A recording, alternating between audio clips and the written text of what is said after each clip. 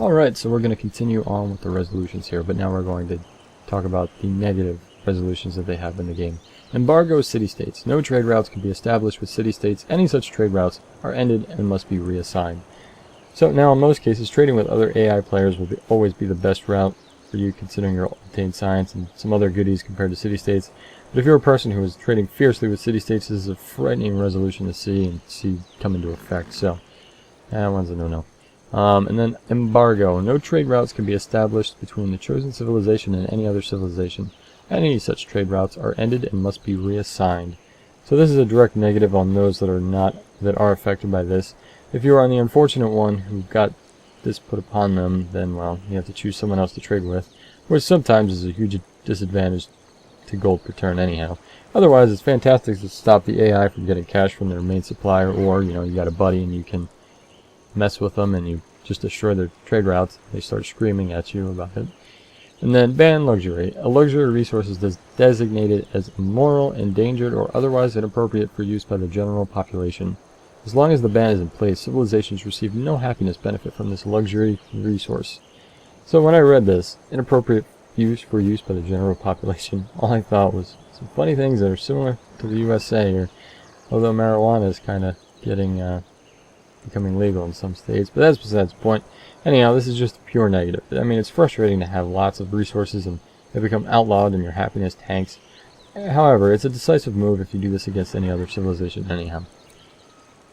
And then, standing army tax. Unit maintenance costs are raised by 25% gold. This one, you'll always want to have some standing army to help defend in any way possible. You'll always be taxing yourself with this resolution passed, even if it is to stop that insane amount of troops around your borders, like Romans trying to run in, or the Zulus from the big bully next door.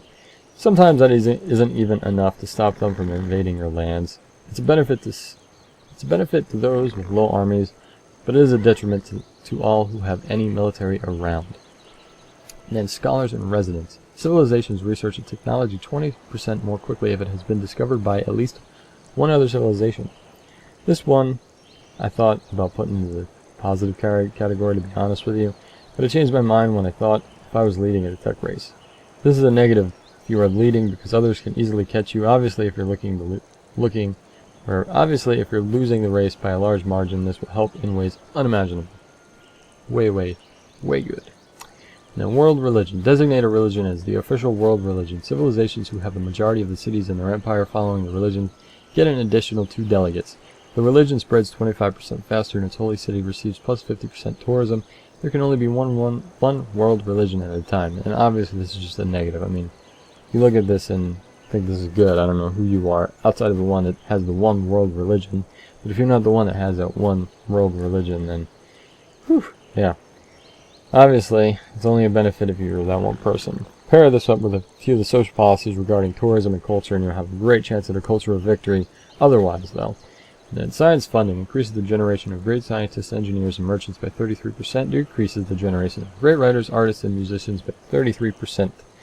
So it only benefits those who are looking towards scientific or domination type of victory, considering those are the types of great people you'll be seeking.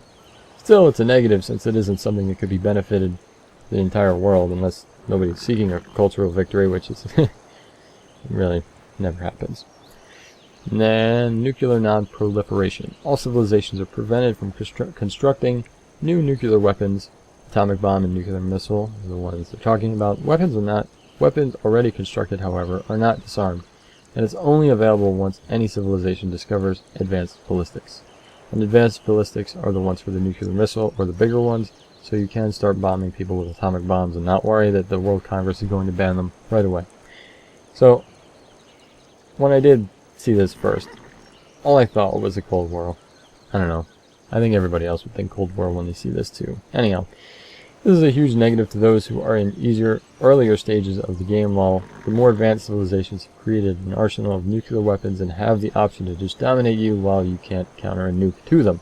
So, it is a highly negative thing if you were caught on the other side of this. And then world ideology. Designate an ideology as the official world ideology. Civilizations following that ideology get an additional 2 delegates. Public opinion in favor of that ideology is increased for all civilizations. There only can be one world ideology at a time. available once anybody discovers the radio as well. So something very powerful or civilization that is looking for influence over others. Those who do not want war will use the peer pressure to prevent that other civilization from choosing autocracy. If this happens to you, though, you're in a world of hurt, and you're in big trouble. If you do this to other civilizations, though, your diplomatic relations will be crippled, but you'll absolutely cripple them and make them listen to your rules anyway. So if they don't like it, tough shit. They'll have to listen to me anyway. And then the last one is going to be the arts funding. Increases the generation of great writers, artists, and musicians by 33%. Decreases generation of great scientists, engineers, and merchants by 33%. This is a polar opposite of the science funding, as in now you'll produce less science and more culture. It's a good resolution to choose if you're seeking a cultural victory. Otherwise, anything relating to science wonders, etc. will be hindered since you'll have less production of that specific great person. Overall, it's a negative resolution that could be passed anyway, so I really wouldn't go for that one. And that's going to do it for all of the positive and negative resolutions.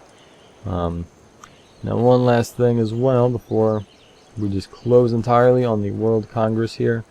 You can use your spies in a diplomatic way to spy up against other civilizations. You can figure out what it is that they are going to enact, how they feel on some of the resolutions that have passed, and furthermore. So that will wrap it up. So please rate, subscribe, and comment. Oh, and before I forget to, before I end it completely, there's an 18 number here.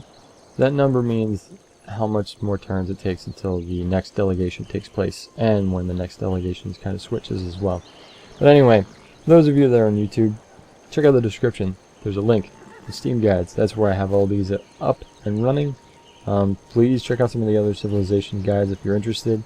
And then if you're on Steam Guides, please subscribe to my YouTube channel. I beg of you. It would help me so much. Plus there's other stuff on there that I know you guys would enjoy, so please do that.